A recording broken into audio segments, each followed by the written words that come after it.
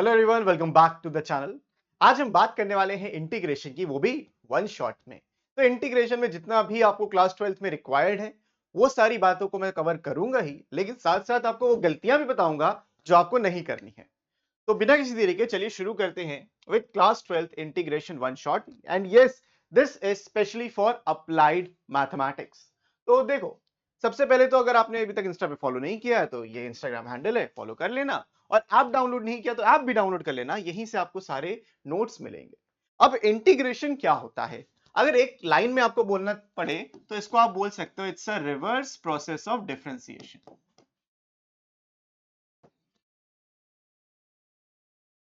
Integration is the reverse process of differentiation. कहने का मतलब क्या है? अगर आप D of D x of example ले लेते हैं, सीधा सीधा अगर आप एक्स स्क्वायर लेते हो तो 2x मिलता है। सो अगर आप इंटीग्रेशन 2x का करोगे तो आपको एक्स स्क्वायर मिलेगा और एक c भी आ जाता है। अब ये c क्यों आता है? c की बड़ी अच्छी कहानी है। अब ये c इसलिए आता है बिकॉज जब आप डिफरेंशिएशन कर रहे हो, देखो आपने यहाँ पे एक्स स्क्वायर का डिफरेंशिएशन किया तो 2x मिला। वहीं पे अगर आप एक्स स्क्वायर प्लस 8 का डिफरेंशिएशन करते तब भी आपको 2x मिलता। अगर आप एक्स स्क्वायर माइनस 2000 का भी डिफरेंशिएशन करते तब भी आपको 2x ही मिलता। तो इन सारे एग्जांपल्स में जो डिफरेंशिएशन हो रहा है, कांस्टेंट तो गायब हो जाता है। तो जब आप इंटीग्रेशन करते हो 2x का, तो वो 2x एक्स स्क्वायर भी हो सकता है, 2x एक्स स्क्वायर प्लस 8 भी हो सकता है, 2x एक्स स्क्वायर माइनस 2000 भी हो सकता है। तो ये c का कंप्लीट लॉजिक बस इतना सही है बच्चों, कि आपको इस कांस्टेंट को अकाउंट करना है ना। कोई कांस्टेंट कहां से आया, कहां चला गया, वो होना चाहिए। तो जब रिवर्स प्रोसेस बोल रहे हो तो कांस्टेंट आना चाहिए। अब वो लोग सर इसमें कांस्टेंट नहीं, बिल्कुल है, देखो जीरो, जीरो भी तो एक कांस्टेंट है। सो फॉर एनी कांस्टेंट ये वैलिड रहेगा। अब तुमने एक चीज नोटिस करी, ये जो मैंने सिंबल बनाया इसको हम कहते हैं सिंबल ऑफ इंटीग्रेशन।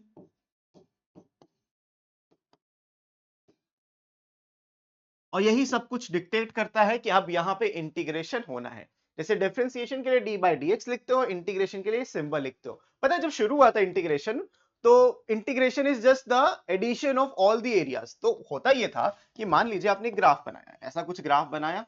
अब बताना है कि भाई बताओ यहां से लेके यहां तक क्या एरिया। अब ये जो शेप है, ना ही ये स्क्वायर है, ना ही रेक्टेंगल है, ना ही सर्कल है, तो कोई भी स्टैंडर्ड ज्योमेट्रिकल शेप नहीं है। तो हमने क्या किया, इसको छोटे छोटे छोटे छोटे बहुत ही पतले पतले रेक्टेंगल्स में ब्रेक किया और इन सारे रेक्टेंगल्स का एरिया निकाला। एक एक रेक्टेंगल का इन्फिनाइट रेक्टेंगल्स बनाए और इन्फिनाइट रेक्टेंगल्स का एरिया निकाल दिया। अब उन इन्फिनाइट रेक्टेंगल्स के एरिया को आपने साथ में ऐड कर दिया। तो यही पूरा का पूरा इंटीग्रेशन होता है। It's a summation of all the areas under the curve. तो ये भी आप इंटीग्रेशन का एक डेफिनेशन बोल सकते हो। लॉजिक क्लियर हुआ? तो आपको इंटीग्रेशन में बस ये समझना था, कुछ स्टैंडर्ड फॉर्मुलेज है उनको समझना है इंटीग्रेशन के। अब यहां पे एक चीज मिसिंग थी, बस इंटीग्रेशन का सिंबल, वो हम यहां पे लगा देते हैं। तो ये हैं सारे इंटीग्रेशन के सिंबल। सब में प्लस सी क्यों लगा हुआ है? प्लस सी लगाना जरूरी इसलिए कि ताकि आपको कांस्टेंट को अकाउंट करना है। पहला x की पावर n dx का इंटीग्रेशन होता है x की power n plus one divided by n plus one. मतलब अगर कोई भी पॉलिनोमियल फंक्शन हो x हो, उस पर पावर आपको ऐड कर देनी है। मान लीजिए आपने यहाँ पे x स्क्वायर का इंटीग्रेशन करना था, तो x स्क्वायर का इंटीग्रेशन क्या होगा? x की पावर 3 डिवाइडेड बाय 3 प्लस में c।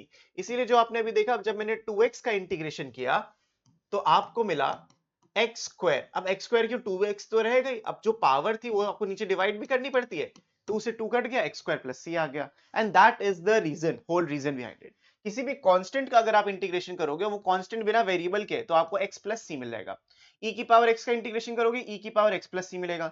a की पावर x का इंटीग्रेशन करोगे, a की power x upon log a plus C मिलेगा। तो ये सारे फॉर्मुलेज आपको बस याद रखने हैं। इंपॉर्टेंट क्या है? 1 अपॉन x, क्योंकि देखो ये जो पहला फॉर्मुला था इसमें n माइनस वन नहीं होना चाहिए। n माइनस वन का मतलब ही होता है कि 1 अपॉन एक्स। अगर आपने माइनस वन यहां पे रख दिया होता तो नीचे आ जाता जीरो, जो पॉसिबल नहीं होता। इसीलिए माइनस वन का एक अलग फॉर्मुला बना दिया, उसको बोला log of mod x plus c. That's it. ये स्टैंडर्ड फॉर्मुलेज हैं, ये तो देखो आपको याद करने ही करने हैं। इन फॉर्मुलेज के बिना आपका काम नहीं चलना, जिंदगी नहीं चलनी है। तो मान लीजिए अगर मैं बोलूं इंटीग्रेशन ऑफ e की पावर 7 की पावर x लिख लेते हैं, तो यहाँ पे dx लगाना जरूरी है। इंटीग्रेशन और dx, इसके बीच में जो वैल्यू इंटीग्रेट करनी है वो होगी। तो इस फॉर्मूले से मैच कर रहा है, a is just a constant, तो ये आपको मिल जाएगा 7 की power x divided by log 7 plus c। पूरे अप्लाइड मैथमेटिक्स में जो आप log पढ़ते हो बेस 10 पे होता है, राइट? लेकिन यहाँ पे जितना भी कैलकुलस के अंदर आप लॉग पढ़ते हो, मैंने आपको डिफरेंशिएशन में बताया था, जितना आप कैलकुलस के अंदर लॉगरिथम्स पढ़ते हो वो सब बेस ई पे होता है, तो वो भूलना नहीं, बहुत ही इंपॉर्टेंट बात बन जाती है ये पे। तो 7 की power x upon log 7 plus c, base क्या होगा इसका, बेस होगा e, आपको बेस लिखने की जरूरत नहीं है, but it will be a natural logarithm. तो वो थे स्टैंडर्ड फॉर्मुलेस। अब कुछ ऐसे फॉर्मुलेस भी आपको देखने को मिलते हैं, क्योंकि ये वन शॉट है, आप ऑलरेडी थोड़ा बहुत तो देखो पढ़ ही चुके होंगे, नहीं भी पढ़ा है तब भी आपको समझ में आएगा। तो ये कुछ और स्टैंडर्ड फॉर्मुलेस हैं, फॉर्मेट्स हैं जो आपको याद करने हैं, इसको स्पेशल इंटीग्रल्स बोल सकते हो या व्हाटएवर यू वांट टू से। फॉर्मेशन देखो कैसे हो सकता है, 1 अपॉन स्क्वायर रूट के अंदर x square plus a square, 1 upon square root के अंदर x square minus a square, तो ये दो फॉर्मुलेस हो गए। एक फॉर्मूला और होता है ए स्क्वायर माइनस एक्स स्क्वायर, लेकिन वो आपके कोर्स में नहीं है तो आपको टेंशन नहीं लेनी, स्क्वायर रूट वाला नहीं है। अब इन दोनों के फॉर्मुले बड़े सिंपल से हैं, देखो लॉग जब भी स्क्वायर रूट होगा और डिनोमिनेटर में होगा, बहुत ही सिंपल सा फॉर्मूला, लॉग एक्स प्लस जो भी तुम्हारा डिनोमिनेटर था, यहां पे भी log x प्लस जो भी तुम्हारा डिनोमिनेटर था, तो दोनों का फॉर्मूला बड़ा सिंपल सा है। लेकिन प्रॉब्लम क्या आती है, उसको लिखने में प्रॉब्लम आती है। मान लीजिए ये तभी वैलिड है जब आपके पास कुछ ऐसा लिखा हो स्क्वायर रूट के अंदर x स्क्वायर प्लस 4, अगर ऐसा कुछ लिखा है आप इसका आंसर सीधा लिखोगे कि सर log ऑफ x मॉड लगाना जरूरी होता है, x प्लस रूट के अंदर एक्स स्क्वायर प्लस 4 प्लस सी, तो एज इट इज आपको वो छापना था, तो ये फॉर्मुलेज में कोई प्रॉब्लम नहीं होगी। तो पहला फॉर्मूला और ये दूसरा फॉर्मूला ये क्लियर हो गया। अब तीसरे फॉर्मूले को देखो, ये बहुत ज्यादा मिलता जुलता है, बस वो न्यूमरेटर में चला गया, तो न्यूमरेटर में गया तो बाद वाला देखो एज इट इज था, जो आप यहां लिखते हो वो यहां पे लिखा है, लेकिन एक्स्ट्रा में क्या आता है उसके आगे, ए स्क्वायर बाई 2 और साथ साथ एक्स बाई 2। अब ये दोनों फॉर्मुलेज ऊपर की तरह आप रिलेट कर सकते हो, formula number 3 and formula number 4। इन दोनों फॉर्मुलेज में सिमिलैरिटी देखो, एक्स बाई 2 जो भी दिया था as it is, x by 2 जो भी दिया था as it is, plus a square by 2, अगर यहाँ पे माइनस ए स्क्वायर है तो माइनस ए स्क्वायर बाई 2, तो जब आप ए स्क्वायर देख रहे हो बस उसको लिख देना सीधा सीधा यहाँ पे। फिर log x प्लस जो भी डिनोमिनेटर दिया, जो भी आपको दिया हुआ था, तो देखो ये इतना पार्ट तो आपको लिखना ही लिखना है, ऊपर भी नीचे भी, एक्स्ट्रा में ये ऐड होता है, तो प्लीज अंडरस्टैंड दैट, और उसको आपको याद करना ही पड़ेगा, और कोई उसका शॉर्टकट नहीं है याद करने से। फिफ्थ फॉर्मूला और सिक्स्थ फॉर्मूला भी आप एज इट इज याद कर सकते हो, ये बड़ा इंटरेस्टिंग से। मान लो मैंने तुमको बोला 1/x² - 30 dx, तो इसका आंसर पता है क्या आएगा, इसका आंसर आएगा 1/2a। अब a क्या है इसमें, 13 नहीं है, वो √13 है, because you have to write it in this form कि ये √13 का स्क्वायर 13 बनता है, √13 log ऑफ x माइनस a, यानी कि x minus √13 and x plus √13। So you have to make sure कि आपका फॉर्मेट हमेशा x square minus a square या x square plus a square में हो, तो स्क्वायर जरूर लगाओ नंबर पे, वरना आपको ये प्रॉब्लम फेस करनी पड़ सकती है। तो ये थे कुछ स्पेशल इंटीग्रल्स जो आपको दिमाग में रखने हैं, याद करने हैं, एज इट इज याद करने हैं। अब इसमें जो क्वेश्चंस बनते हैं वो क्वेश्चंस मैं आपको समझाता हूँ और कुछ इंटीग्रेशन की प्रॉपर्टीज भी समझाता हूँ। इनडेफिनेट इंटीग्रेशन में कुछ ऐसी प्रॉपर्टीज होती है, जैसे कि अगर आप किसी भी का डिफरेंशिएशन और इंटीग्रेशन साथ में करते हो फंक्शन का, तो वो फंक्शन एज इट इज आ जाता है। सेम यहाँ पे भी है, लेकिन देखो डिफरेंस क्या है, यहाँ पे अंदर इंटीग्रेशन हो रहा है, बाहर डिफरेंशिएशन हो रहा है, तो कोई प्लस सी नहीं है। यहाँ पे अंदर डिफरेंशिएशन हो रहा है, बाहर इंटीग्रेशन हो रहा है, तो एक सी आपको लगाना पड़ेगा। तो this is how you should solve it. इतना इंपॉर्टेंट नहीं था, property number 2 is more important. अगर आप दो डिफरेंट फंक्शंस का एडिशन सब्ट्रैक्शन में इंटीग्रेशन करते हो, तो इंटीग्रेशन का सिंबल दोनों के पास ऐसे डिस्ट्रीब्यूट हो जाता है, just like the derivative, derivative में डिस्ट्रीब्यूट हो जाता था प्लस माइनस में। यहाँ पे प्रॉपर्टी नंबर 3 कहती है k into F x D x, तो आपका जो कांस्टेंट है, k इज अ कांस्टेंट, वो इंटीग्रेशन के बाहर आ जाता है, अकेला कांस्टेंट है तो वो इंटीग्रेट होकर x बन जाता है। मानो अगर आप इंटीग्रेशन कर रहे हो 5 का, तो आंसर आता है 5x प्लस सी। यहाँ पे भी 5 बाहर ही आया, 1 का ही आपने इंटीग्रेशन किया। तो जो स्टैंडर्ड फॉर्मुले समझाए, इंपॉर्टेंट फॉर्मुलेज हैं, गो थ्रू दैट और उनको याद आपको एज इट इज करना पड़ेगा। अब आते हैं कुछ क्वेश्चंस के ऊपर, बेसिक बेसिक क्वेश्चंस हम करेंगे, बेसिक से एडवांस हर एक चीज को हम यहाँ पे कवर करने वाले हैं, तो आपको टेंशन नहीं ले। कुछ क्वेश्चंस तो आपको स्ट्रेट फॉरवर्ड मिल जाते हैं, जैसे कि ये दो क्वेश्चंस हैं। अब अगर हम इसके पहले पार्ट की बात करें, तो इसमें दिया है integration of x plus 2 x plus 3। यहाँ पे देखो कोई भी प्रोडक्ट रूल नहीं होता, तो आपको पहले इसको सिंप्लीफाई करना पड़ेगा, तो आप इसको मल्टीप्लाई करोगे, तो x into x x square बन जाएगा, 3 into x 3x, 2 into x 2x, तो x square plus 5x plus 6, इसको एक्सपैंड करके आपको ये मिलेगा। अब आपको क्या करना है, देखो हर बार ये करने की जरूरत नहीं है, मैं एक बार आपको करके दिखा दे रहा हूँ, समझ जाना ये हो रहा है हर बार। 5 times x dx plus 6 times dx, तो ये आपका सबको सेपरेटली मिल जाता है। अब एक्स स्क्वायर का इंटीग्रेशन x³ बाई 3 होता है, 5x का इंटीग्रेशन x स्क्वायर प्लस 2 होता है और 6x और प्लस में एक c आ जाता है। So this would be your final answer. ये पहले पार्ट का आंसर था। अब सेकेंड पार्ट में भी कुछ सिमिलर सही करना है आपको, बस इसको एक्सपैंड करना है। होल स्क्वायर ओपन करोगे तो इंटीग्रेशन ऑफ रूट एक्स का whole square is just X, 1 upon root X का whole square is 1 upon X, and इन दोनों का मल्टीप्लाई करोगे तो 2 a प्लस बी का whole square, a square plus B square plus 2ab। इसको आप इंटीग्रेट करो। आप चाहे तो ऐसे सेपरेट करके लिख सकते हो, बट ऐसी कुछ खास जरूरत नहीं है। ये छोटे छोटे एक नंबर के क्वेश्चंस होते हैं, एमसीक्यूज में आते हैं। तो यहाँ पे इंटीग्रेशन करोगे तो एक्स स्क्वायर बाय 2 मिलेगा। 1 अपॉन एक्स का इंटीग्रेशन log x होता है और 2 का इंटीग्रेशन 2x प्लस। तो एक एक लाइन के क्वेश्चंस हैं, आपको डायरेक्टली यहाँ पे लिखने हैं। तो ये आपका फाइनल आंसर हो जाएगा। समझ में आया? सो मेजरली मेन पार्ट ये था कि इसको आपको एक्सपैंड करना है। अब तीन टाइप के आपके इंटीग्रेशन के मेथड्स होते हैं। पहला मेथड ऑफ सब्स्टिट्यूशन होता है, फिर इंटीग्रेशन पार्शियल फ्रैक्शन के साथ भी होता है और बाय पार्ट्स में भी होता है। सो ये in total you have three methods of integration.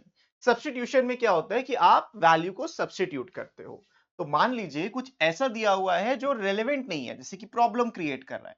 मान लो मेरे को दिया है ऐसा कुछ एक्स स्क्वायर प्लस 3, ये स्क्वायर रूट के अंदर दे दिया। अब इसका तो देखो फॉर्मूला एग्जिस्ट करता है, लेकिन अगर बाहर इसमें मैं मान लो कि 2x को मल्टीप्लाई करता हूं, अब इसका कोई फॉर्मूला एग्जिस्ट नहीं करता, लेकिन जो स्टैंडर्ड फॉर्मूले में तो आप क्या ले सकते हो, इसको t मान सकते हो। तो इसकी जगह जो प्रॉब्लम क्रिएट कर रहा है, मैं कोई और वेरिएबल ले सकता हूँ। कोई और वेरिएबल लेके आप आगे प्रोसीड कर सकते हो। एक एक मेथड भी आपको बताऊंगा।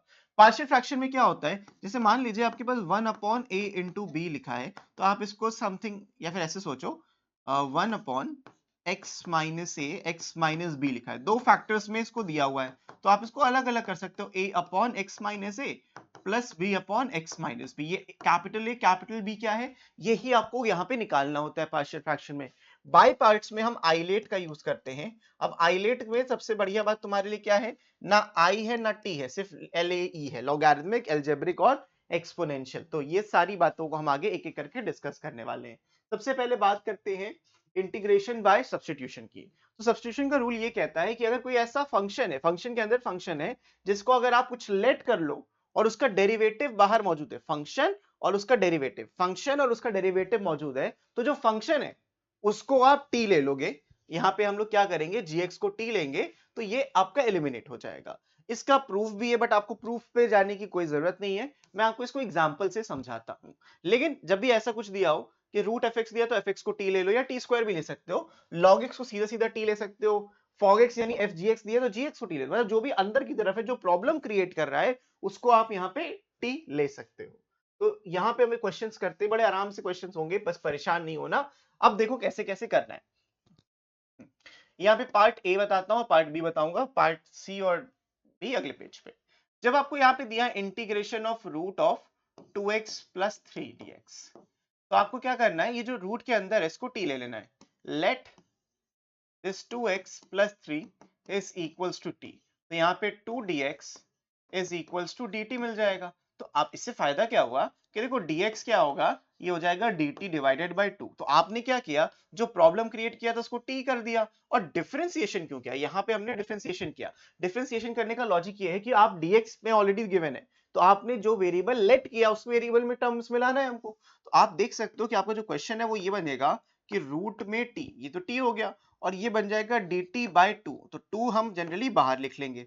अब ये जो रूट t है, इसका आप एक शॉर्टकट मान सकते हो। इसको आप लिख सकते हो ऐसे, देख सोचो, t जो दिया हुआ है इसको हम t की पावर 1/2 बोल सकते हैं। अब 1/2 तो एज इट इज रहेगा ही रहेगा, इनटू t की पावर 3/2 डिवाइडेड बाय 3/2 और प्लस में c आ जाएगा। अच्छा, व्हाई इज दिस हैपनिंग, यहाँ से 2 2 कैंसिल हो गया, क्योंकि भाई पावर, ये पावर रूल, जैसे x की पावर n होता है वैसे t की पावर n का फॉर्मूला आपने लगा दिया, तो आपको ये मिल जाएगा। तो 3 नीचे था, तो आपका फाइनल आंसर आ जाएगा 1/3 t की पावर 3/2 एन प्लस सी। अब जो t था, जो आपने अज्यूम किया था t को, क्योंकि आपका क्वेश्चन x में था, तो आपका आंसर भी x में होना चाहिए। तो आप लिखोगे यहाँ पे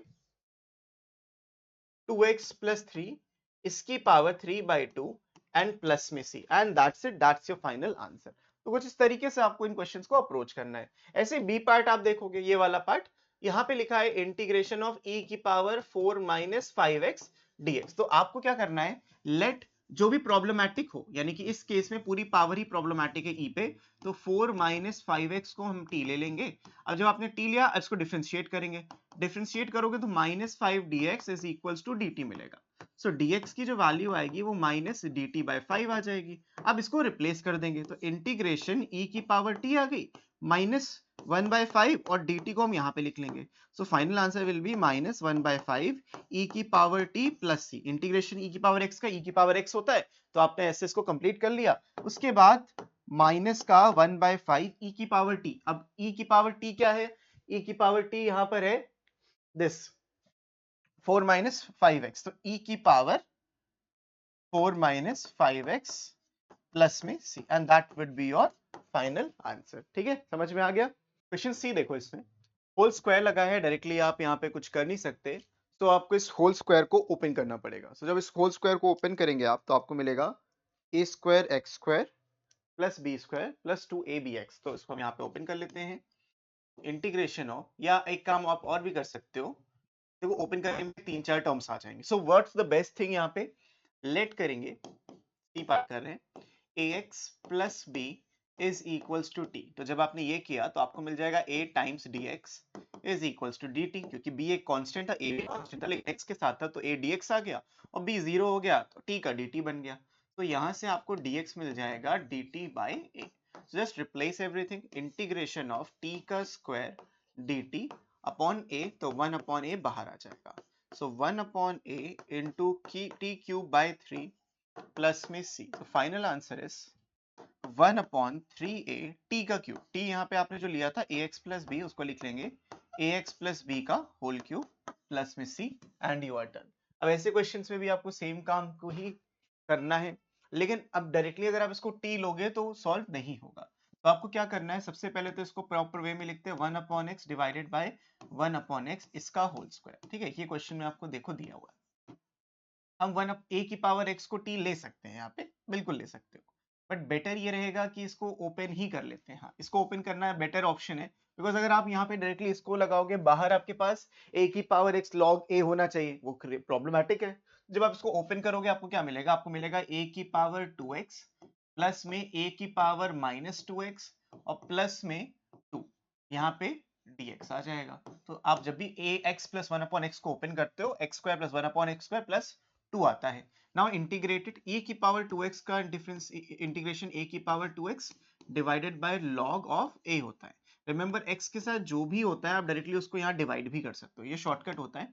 यहाँ पे प्लस साइन लगाओगे, a की power 2x minus 2x divided by log a, और जो भी यहाँ पे x के साथ है उसको आप बाहर डिवाइड कर दोगे, प्लस में 2x प्लस में c। अब इसको फाइनल सिंप्लीफाई करके आप लिख सकते हो a की power 2x divided by 2 log a, या आप चाहो तो ये 2 log a को कॉमन ले सकते हो ये पहले के दो टर्म्स में, 1 upon 2 log of a minus में a की power minus 2x and plus में 2x plus c। So this is your final answer, और ये कंप्लीट हो जाएगा। क्लियर है, इतना कोई डिफिकल्ट नहीं था।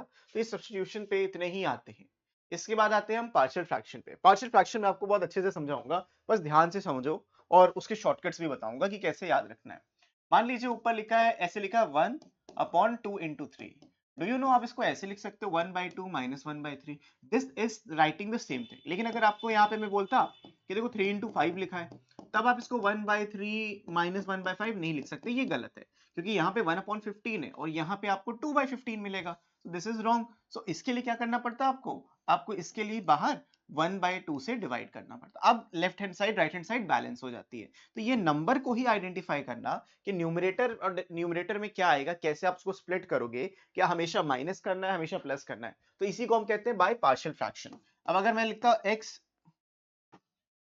x इंटू एक्स माइनस 1, तो मैं यहाँ पे लिखूंगा 1 अपॉन x और माइनस में 1 अपॉन x माइनस 1। अगर देखो ऐसे लिखोगे तो क्या प्रॉब्लम आएगी, प्रॉब्लम आएगी कि x माइनस 1 माइनस x तो कट जाएगा, लेकिन 1 माइनस में आ जाएगा, तो वो प्रॉब्लम क्रिएट करेगा। So what we can do, we can write as 1 upon x minus 1 minus 1 upon x। अब इसको आप सिंप्लीफाई करो तो x माइनस x कट गया और माइनस माइनस प्लस 1, तो एग्जैक्टली जो राइट हैंड साइड में वही लेफ्ट हैंड साइड में। तो पार्शियल फ्रैक्शन का मतलब क्या होता है, जो डिनोमिनेटर्स प्रोडक्ट में हो सबसे पहले तो फैक्टर्स होने चाहिए, जो फैक्टर्स प्रोडक्ट में होंगे उनको आप स्प्लिट कर सकते हो एज दिस, ताकि इसका इंटीग्रेशन अब आसान आपके लिए बन जाएगा। तो that's why we use partial fraction. अब पार्शियल फ्रैक्शन के कुछ फॉर्म्स होते हैं, उन फॉर्म्स को आपको याद रखना है। ये है वो सारे फॉर्म्स जो आपको याद रखना है। जैसे कि डिनोमिनेटर में x प्लस है, x प्लस भी है। एक बात याद रखना, न्यूमरेटर से हमें फर्क नहीं पड़ता। न्यूमरेटर में px प्लस q लिखा हो, सिर्फ q लिखा हो, सिर्फ p लिखा हो, हमें कोई मतलब नहीं है। हाँ, एक चीज से जरूर मतलब है, जो भी टोटल पावर डिनोमिनेटर में हो उससे कम से कम एक लेस न्यूमरेटर में होनी चाहिए। अगर पावर बराबर भी होंगी तो हमको डिवाइड करना पड़ेगा लॉन्ग डिवीजन मेथड से।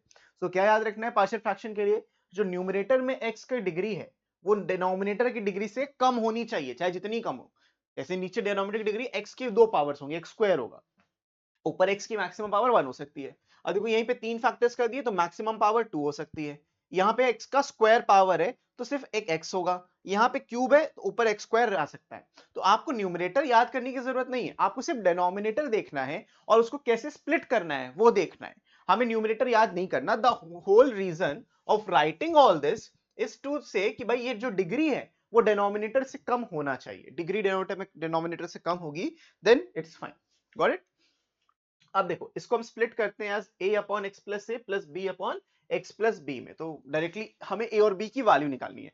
कैसे निकलेगी, कैसे आएगा, वो सब मैं आपको सिखाऊंगा, लेकिन स्प्लिट करना आपको आना चाहिए। लीनियर फैक्टर्स होने चाहिए तो ऐसे स्प्लिट होगा। 3 लीनियर फैक्टर होंगे तो a b c और रिस्पेक्टिव लीनियर फैक्टर्स आ जाएंगे। You have to find the value of a b c from the question itself. और यहाँ पे अगर x प्लस a का होल स्क्वायर है, अब ये लीनियर फैक्टर तो है नहीं, तो x प्लस a का होल स्क्वायर कैसे आप लिखोगे, a upon x plus A plus B upon x plus A का whole square. This was very important.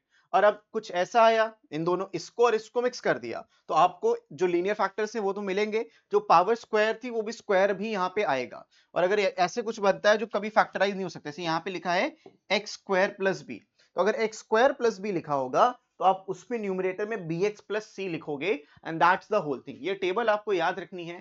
जिस टाइप का रैशनल फंक्शन है उसमें हमें पार्शियल फ्रैक्शन कैसे डिकम्पोज होगा वो हमको आना ही चाहिए किसी भी हालत में। ठीक है बच्चों, सो दिस इज डन, ये हो गया। बढ़ते हैं हम आगे क्वेश्चंस की तरफ। ये है पहला question, 1 upon x minus one into x plus three. तो व्हाट टू डू, सबसे पहले तो आपको इसको डिकम्पोज करना है a upon x minus one plus B upon x plus three में। ये पहला स्टेप होना चाहिए। अब जैसे ही आपने कर दिया, आपको सोचो क्या करना है, आपको यहाँ पे भी एक तरीके से एलसीएम ले लेना है। सोचो यहाँ पे हमने एलसीएम ले लिया, तो a into x plus three plus b into x minus one divided by x minus one into x plus three. यहाँ पे भी ऐसे कुछ लिखा है 1 upon x minus one into x plus three, तो ये कट जाएगा इससे। अब आपके पास क्या बचा, आपके पास बचा 1 is equals to a into x plus three plus b into x minus one. यही तो आया। अब क्या करना है, आपको अज्यूम करनी है। यहाँ पे दो मेथड्स होते हैं, चाहे आप कोफिशिएंट्स कंपेयर करके कर लो या फिर वैल्यू को अज्यूम करके कर लो। हम दोनों ही मेथड आपको बता देते हैं यहाँ पे। तो देखो ये स्टेप दोनों के लिए यहां तक तो सेम ही होगा। इसको कर लेते हैं कॉपी, ताकि आप बहुत अच्छे से इसको समझ पाओ। अब देखो बहुत प्रॉब्लम तो नहीं होती है, the only problem is to understand the decomposition. वो डिकम्पोजिशन तुम समझ जाओगे, इसके बाद के जो स्टेप्स हैं वो काफी आसान है। तो यहाँ पे कॉपी कर लेते हैं, ठीक है। तो पहला जो पार्ट है वो उसमें मैं आपको अज्यूम करके दिखाऊंगा। आपको एक बार x को माइनस थ्री रखना है और एक बार आपको x को प्लस वन रखना है। ये क्यों नंबर आए, ये वो नंबर्स हैं जो एक पर्टिकुलर फैक्टर को जीरो बना रहे हैं। जैसे x को अगर माइनस थ्री रखा तो लेफ्ट हैंड साइड में तो वन आएगा, ये हो जाएगा zero plus b into minus three minus one. तो यहाँ से माइनस का फोर भी आ जाएगा और इधर वन आ जाएगा। तो तुम बोल सकते हो कि b की जो वैल्यू होने वाली है वो माइनस वन बाई फोर होने वाली है। सिमिलरली जब तुम x को वन रखोगे, लेफ्ट हैंड साइड में तो वन ही रहेगा, लेकिन राइट हैंड साइड में a into one plus three, तो यहां से आपको a मिल जाएगा 1 अपॉन 4। तो a की वैल्यू मिल गई, b की वैल्यू मिल गई। Now put in this equation, तो हमें मिल जाएगा इंटीग्रेशन a का मतलब 1 by four divided by x minus one, और b की value minus one by four है, तो विल राइट माइनस का 1 by four divided by x plus three. अब जब तुम इसको सिंप्लीफाई देखो करोगे तो एग्जैक्टली तुमको वही नंबर मिलेगा जो लेफ्ट हैंड साइड में दिया गया है। यहाँ पे आ जाएगा dx। अब तुम इसको अलग अलग कर सकते हो, ये तुम लिखोगे 1 by four integration of dx x minus one minus में 1 by four dx upon x plus 3, ये आएगा। अब क्या आएगा बच्चों, यहां से 1/4 एज इट इज, इसका इंटीग्रेशन हो जाएगा log ऑफ x माइनस 1 माइनस में 1/4 एज इट इज, इसका इंटीग्रेशन हो जाएगा log ऑफ x प्लस 3। अब प्लस सी भी लिख दोगे क्योंकि आपने इंटीग्रेट कर लिया, इंटीग्रेट करने के बाद ही प्लस सी लिखोगे, पहले तो लिखोगे नहीं। तो 1/4 आप कॉमन लेके log ऑफ x माइनस 1 और x प्लस 3 लिख सकते हो प्लस में c के साथ, and that would be your final answer. समझ में आया बच्चों? किसी को कोई दिक्कत है तो कमेंट में जरूर बताना, वो दिक्कत आपकी सॉल्व कर दी जाएगी। बट ये इजी है, पार्शियल फ्रैक्शन इसी तरीके से होता है, आपको डिकम्पोज करना है and you are good to go. इसके बाद देखो क्या करना है, जो सेकंड मेथड था, मेथड 2, इसमें मेथड नंबर 2 डालते हैं। बाय द वे अगर आपको पीडीएफ चाहिए तो आप हमारा ऐप डाउनलोड कर सकते हो, उस पे जाके आपको पूरा पूरा पीडीएफ मिल जाएगा।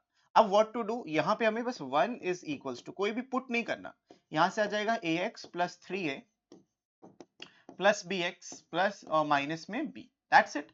अब 1 तो एज इट इज लिखा रहेगा, जितने भी x वाले टर्म्स हैं ग्रुप कर लेंगे, a प्लस b आ जाएगा, और प्लस में जो कांस्टेंट टर्म्स हैं उनको अलग कर लेंगे, 3a माइनस b आ जाएगा। अब हम क्या करेंगे, हम कंपेयर करेंगे। देखो x इधर है, क्या x इधर है? नहीं है, तो क्या हम इसको 0x लिख सकते हैं? तो जो चीज नहीं है यानी उसका कांस्टेंट जो था या कोफिशिएंट जो था वो 0 रहा होगा, तो मैं ये कह सकता हूँ भाई x इधर था है लेकिन इधर x है नहीं, तो तुमको जो a प्लस b है वो वैल्यू मिल जाएगी 0, और यू कैन डायरेक्टली से कि a equals to minus B आ जाएगा। Got it? ऑल्सो यहाँ से जो 3a माइनस बी है यानी कि द कांस्टेंट वैल्यू ये 1 के बराबर है, और हमको अभी पता है कि a माइनस बी के बराबर है, तो अगर a माइनस बी के बराबर है तो यहाँ पे माइनस 3a माइनस बी आ जाएगा, ये आ जाएगा 1, तो b की वैल्यू आ जाएगी -1/4, और अगर b -1/4 है तो a कितना आ जाएगा बच्चों, a आ जाएगा 1/4। अब जैसे तुम्हारा मेन ऑब्जेक्टिव ही है a और b निकालना, a और b निकल गया, integration as an easy task. Got it? समझ में आ गया? ये तब करना है जब न्यूमरेटर की पावर डिनोमिनेटर से छोटी हो, लेकिन तब क्या होगा जब न्यूमरेटर डिनोमिनेटर बराबर हो जाएंगे या न्यूमरेटर की पावर डिनोमिनेटर से बड़ी हो जाएगी। सबसे पहला काम जो आपको करना है इसमें बच्चों, इसको पहले तो हम कॉपी कर लेते हैं। ओके, सबसे पहला काम जो आपको करना है, इसको आपको एक्सपैंड करना है, क्योंकि ऊपर भी 2x की पावर से नीचे भी 2x की पावर है, यहाँ पे इंटीग्रेशन dx लगेगा, तो आपको लिखना है integration x square minus 3x plus 2, और डिनोमिनेटर में आएगा x स्क्वायर माइनस 7x और प्लस का 12, ये मिल रहा है इसको सिंप्लीफाई करके। So the moment you get it कि भाई ऊपर जो है पावर स्क्वायर है, नीचे भी पावर स्क्वायर है, इसके बाद आपको करना है लॉन्ग डिवीजन। लॉन्ग डिवीजन कैसे होता है, जो भी न्यूमरेटर में उसको लिख लिया और जो डिनोमिनेटर में उसको बाहर लिख लेंगे, x square minus 7x plus 12। Obviously बात है, आपको पहले कोफिशिएंट्स को कंपेयर करना होता है, यहाँ पे आप 1 लिखोगे, इसको एज इट इज लिख दोगे, x square minus 7x plus 12 आ जाएगा। अब सबके हो जाएंगे sign change, minus plus minus, तो ये कट जाएगा, यहां से आ जाएगा प्लस का 4x माइनस का 10। This is what you getting, ये है आपका क्वोशिएंट रिमाइंडर, ये है आपका क्वोशिएंट, ये है आपका डिवाइजर। तो आप इस पूरे स्टेटमेंट को, ये जो स्टेटमेंट लिखा हुआ है, this implies now your question becomes of integration, जो क्वोशिएंट होता है, ठीक है, हम ऐसे लिखते हैं ना, जब हम लिखते हैं लेट से डिवाइड कर रहे हैं हम लोग न्यूमरेटर अपॉन डिनोमिनेटर, तो न्यूमरेटर अपॉन डिनोमिनेटर में क्या आता है, quotient plus remainder upon denominator, quotient plus remainder upon denominator आ जाता है। अब क्वोशिएंट हमारे पास 1 आया था, रिमाइंडर है 4x माइनस 10, तो यहाँ पे मैं प्लस साइन लगा के लिखूंगा 4x माइनस 10, और जो भी डिनोमिनेटर में था, डिनोमिनेटर में ये था, जो एक्चुअल में फैक्टराइज होके तो यहाँ पे बनता है ना x minus 3 and x minus 4। तो this is the whole point of doing this exercise, कि आपको इसको अलग अलग करना है। अब क्या हो गया, न्यूमरेटर में पावर 1 आ चुकी है, डिनोमिनेटर में पावर 2 है, now you can apply partial fraction. इसको हम क्या करेंगे, 1 का इंटीग्रेशन अलग कर लेंगे, प्लस अब जो कॉमन ले सकते हो कॉमन ले लो, 2 ले लिया common, integration of 2x minus 5 divided bye x minus 3 x minus 4 and dx, that's it. अब हमें क्या करना है, इसको कोई भी इंटीग्रल मान लो, let's call this as i1 plus i2, इसका जो फाइनल आंसर आएगा वो capital I। What is capital I? Your question was the capital I, और उसको हम i1 और i2 में डिकम्पोज कर रहे थे। अब i1 को पहले आप इंटीग्रेट कर लो, 1 dx का इंटीग्रेशन क्या होता है, इसका आंसर आ जाएगा x प्लस सी। अब इसको ऐसे छोड़ दो, अब हम i2 को इंटीग्रेट करेंगे। अब i2 इसको मान तो 2 आगे लगा दो, क्योंकि 2 उसको क्यों लेना हमें, तो i2 is just this quantity, integration of 2x minus 5 divided bye x minus 3 and x minus 4। अब इसको आप स्प्लिट करोगे, नाउ ये 2x minus 5 divided bye x minus 3 x minus 4, इसको आप ले लोगे a upon x minus 3 plus b upon x minus 4 में। तो हम I2 को सॉल्व कर रहे हैं, this is my simplification for I2। अब क्या करोगे, सिंप्लीफाई करोगे। सिंप्लीफाई करने का मतलब इधर का डिनोमिनेटर एज इट इज रहना है, इधर आ जाएगा a into x minus 4 plus b into x minus 3। What you did, LCM लेके लेफ्ट एंड राइट का आपने डिनोमिनेटर को एलिमिनेट कर दिया। जब डिनोमिनेटर जा चुका है तो उसको याद नहीं करना, जो चला गया उसको जाने दो, ठीक है। अब इसको सिंप्लीफाई करना है। सिंप्लीफाई करने के दो तरीके मैंने बताया था। तो आप एक बार क्या लिखो, पुट x इक्वल्स टू 4 रख दोगे और एक बार पुट x इक्वल्स टू 3 रख दोगे। अब जब तुम x को 4 या 3 कुछ भी रख रहे हो तो दोनों तरफ रखोगे। जैसे 4 रखा तो इधर भी आएगा कि भाई 2 into 4 minus 5 equals to a into 0 plus b into 1, क्योंकि 4 माइनस 3 1 होता है। अब इसको सिंप्लीफाई करोगे, 8 minus 5 3 is equals to b, तो b की वैल्यू 3 आ गई। सिमिलरली जब x को 3 रखा तो 2 3 6 minus 5 is equals to a into 3 minus 4 plus 0। तो यहां से आ जाएगा a की वैल्यू 6 माइनस 5 1 और माइनस का इधर तो माइनस का 1 आ जाएगा, तो a की वैल्यू -1 तुमको मिल जाएगी। Simplification is completely in your hands. अब इसके बाद क्या करना है बच्चों, इसके बाद आपको सिंप्लीफाई करना है कि सर जो मेरा I2 था ना वो हो जाएगा a बाय दिस, तो a था -1 upon x minus 3 and b था 3।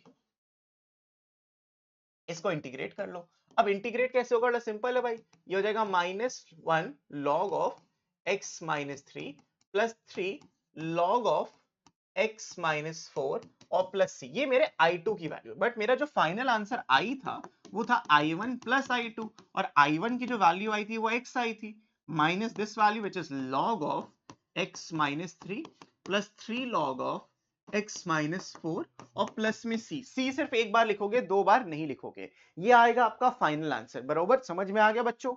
आई होप दिस इज क्लियर। तो partial fraction was not very difficult. Again आपको डिकम्पोज करना आना चाहिए। पावर न्यूमरेटर डिनोमिनेटर के अगर बराबर है तो आप उसको डिवाइड करोगे, बिना डिवाइड के आगे बढ़ने का कोई भी फायदा नहीं है। समझ में आया? आ भी गया होगा। अब आते हैं आखिरी पार्ट्स पे, मतलब अगला तरीका है जो इंटीग्रेशन बाय पार्ट्स हम इसको कहते हैं। टुकड़े टुकड़े करके यहाँ पे हम सॉल्व करते हैं। देखो इंटीग्रेशन में कोई प्रोडक्ट रूल नहीं होता, और अगर प्रोडक्ट रूल नहीं होता है तो भाई जो प्रोडक्ट में होंगे उसको क्या करोगे, कभी अलग भी नहीं हो सकते। तो उसके लिए बाय पार्ट्स का पूरा सिस्टम बना है। तो आपको क्या याद रखना है, सबसे इंपॉर्टेंट चीज कि भाई देखो मेरे में दो फंक्शंस मल्टीप्लिकेशन में हो सकते हैं, first function and second function. अब बाय पार्ट्स का फॉर्मूला ये कहता है जो प्रॉब्लमैटिक होता है इंटीग्रल करने में उसको बाहर रखो, इंटीग्रल सेकंड वाले फंक्शन का कर लो। लेकिन जो प्रॉब्लमैटिक होता है इंटीग्रेशन करने में, डिफरेंशिएशन में, उसके साथ कोई दिक्कत नहीं होती है। तो इंटीग्रेशन का सिंबल लगा के आपको यहां लिखना है D by D x of the first integral. जो भी पहला इंटीग्रल था उसको आपने डिफरेंशिएट किया, फिर आपको इंटीग्रेशन का सिंबल लगाना है और इंटीग्रेशन में सेकंड डीएक्स, मतलब दोनों ही में, यहां पे भी और यहां पे भी आप सेकंड फंक्शन का इंटीग्रेशन करोगे और जो अब फाइनल आंसर आएगा उसको इंटीग्रेट करोगे। तो जो ये वाला इंटीग्रल था उस dx के साथ जा रहा है। This is the whole concept behind it. अब कैसे पता चलेगा वन फंक्शन क्या है, टू फंक्शन क्या है? क्या हम रैंडमली किसी को ले सकते हैं? नहीं। इसके लिए आपको एक रूल फॉलो करना होता है। That rule is known as ILATE. ILATE का मतलब होता है इनवर्स, लॉगरिथमिक, अलजेब्रिक, ट्रिग्नोमेट्रिक और एक्सपोनेंशियल फंक्शंस। सबसे अच्छी बात क्या है, ना आपके में इनवर्स फंक्शंस है ना ही आपके में ट्रिग्नोमेट्रिक फंक्शंस है। तो लॉगरिथमिक, अलजेब्रिक और एक्सपोनेंशियल।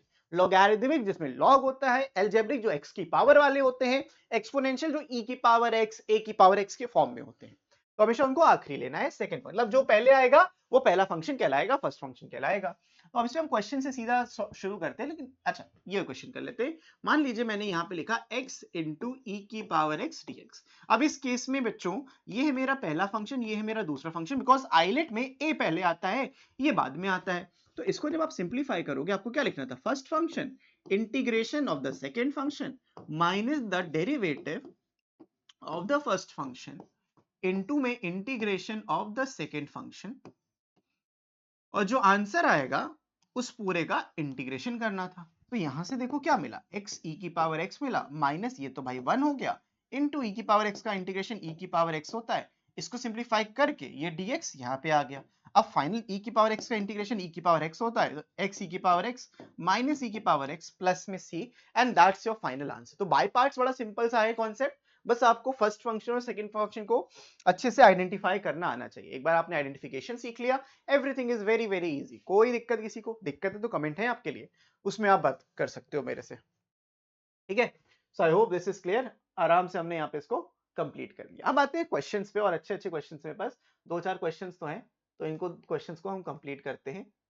सबसे पहले इस क्वेश्चन की बात कर लो, x इंटू ई की, अगेन ये पहला फंक्शन है, दूसरा फंक्शन, सर सेम ही तो है, डिफरेंस है, यहाँ पे e की पावर 2x है, वहां पे सिर्फ e की पावर x था, यहाँ पे e की पावर 2x है, तो सब्स्टिट्यूशन भी दिमाग में लेके चलना है आपको, वैल्यू को सब्स्टिट्यूट भी करना है। अब कैसे सब्स्टिट्यूट करोगे उसको समझना था, तो आपने क्या लिखा, first function integration of the second function minus symbol लगाएंगे the derivative of the first function integration of the second function, और जो आंसर आएगा उसका इंटीग्रेशन का ये सिंबल लगा दिया हमने। तो x e की पावर 2x, अब x के साथ जो भी नंबर मल्टीप्लीकेशन में रहता है उसको आप बाहर डिवाइड कर देते हो, इसका डेरिवेटिव 1 हो जाएगा। सेम काम इसके साथ भी करोगे, e की पावर 2x डिवाइडेड बाय 2, और यहाँ पे आ जाएगा dx। अब इसको वापस से हम सिंप्लीफाई करेंगे, x e की power 2x divided by 2 minus में इसको फिर सिंप्लीफाई करोगे, e की पावर 2x का इंटीग्रेशन e की पावर 2x, एक 2 ऑलरेडी था तो एक 2 और आएगा, तो 4 बन के प्लस c आपको यहाँ पे लगाना है। बहुत ही सिंपल है। अब इसमें एक बड़ा स्पेशल सा क्वेश्चन है, वो क्वेश्चन भी मैं आपको कराना चाहूंगा।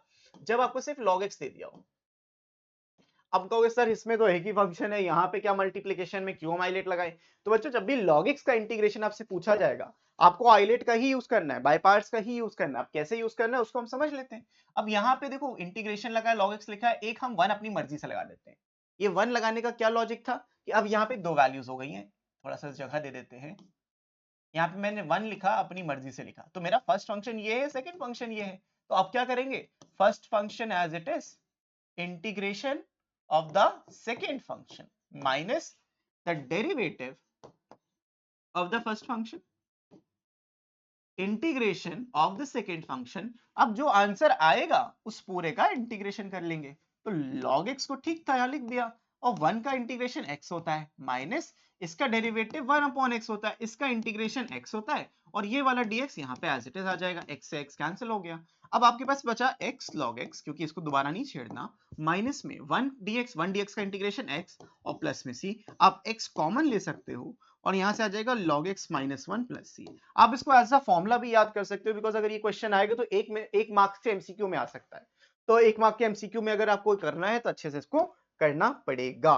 कोई दिक्कत बच्चा पार्टी, समझ में आ गया अच्छे से, कोई परेशानी हो तो बताना जरूर। तो ये हो गया क्वेश्चन। एक क्वेश्चन और करते हैं बढ़िया वाला।